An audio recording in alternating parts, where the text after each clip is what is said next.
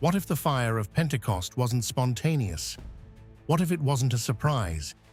What if it happened on another appointed day, already written into the law of Moses? 50 days after Firstfruits, another feast appears in Leviticus 23. A feast of harvest, a feast of wheat, a feast of 2 loaves. And in Acts 2, fire falls from heaven. Tonight on Mysteries of the Word, we uncover how Pentecost was not random, it was scheduled. And what happened in that upper room may connect all the way back to Mount Sinai.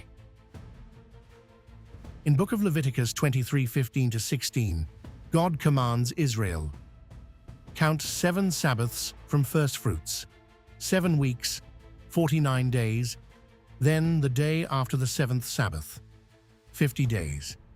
This feast is called Shavuot, weeks. In Greek, Pentecost.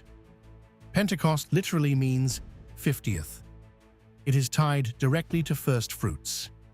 You cannot reach Pentecost without resurrection first. The calendar builds death, burial, resurrection. Then 50 days later, something descends. Jewish tradition connects Pentecost to the giving of the law at Mount Sinai. In Exodus 19, fire descended on the mountain. A loud sound like a trumpet. The mountain shook, and God's presence appeared. According to Jewish chronology, Sinai happened roughly 50 days after Passover.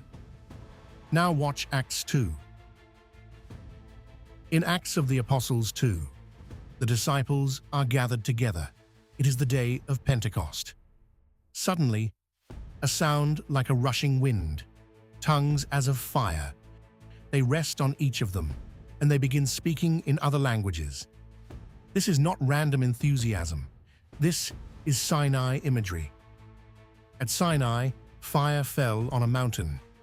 At Pentecost, fire rests on people. The location of God's presence shifts from stone to living temples. Here's something almost no one talks about. In Leviticus 23:17, the priest presents 2 loaves of bread. But unlike Passover, these loaves contain leaven. Leaven usually symbolizes sin. Why would leavened bread be offered? Some scholars believe the 2 loaves represent Jew and Gentile. 2 groups, 1 offering.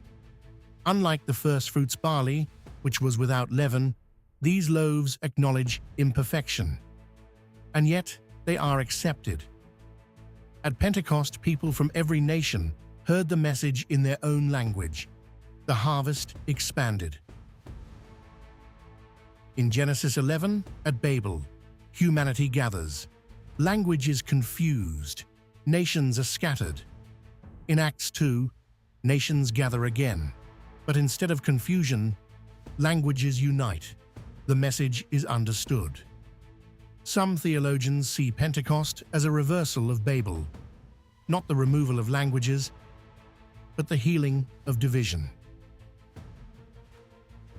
At Sinai, 3,000 people died after the golden calf incident. In Acts 2, after Peter's sermon, 3,000 are saved. Law written on stone, Spirit written on hearts. Jeremiah 31 promised, "I will write my law on their hearts." Pentecost may be the fulfillment of that promise. The fire that once burned on a mountain now burns within people. Look at the progression. Passover, the lamb dies. Unleavened bread, the body rests. Firstfruits, resurrection. Pentecost, Spirit poured out. The spring feasts are fulfilled in order. Exactly. Which leaves the fall feasts still ahead. Trumpets, atonement, tabernacles. If the first 4 were fulfilled precisely, should we expect the final 3 to be as well? Pentecost was not a spiritual accident. It was not random revival energy. It was another appointment, another divine timestamp. 50 days after resurrection, fire fell. the harvest began, and the calendar continued moving forward. Next episode, we enter the fall feasts, because if spring was fulfilled exactly, the story isn't over. Subscribe to Mysteries of the Word, because God's appointed times may still be unfolding.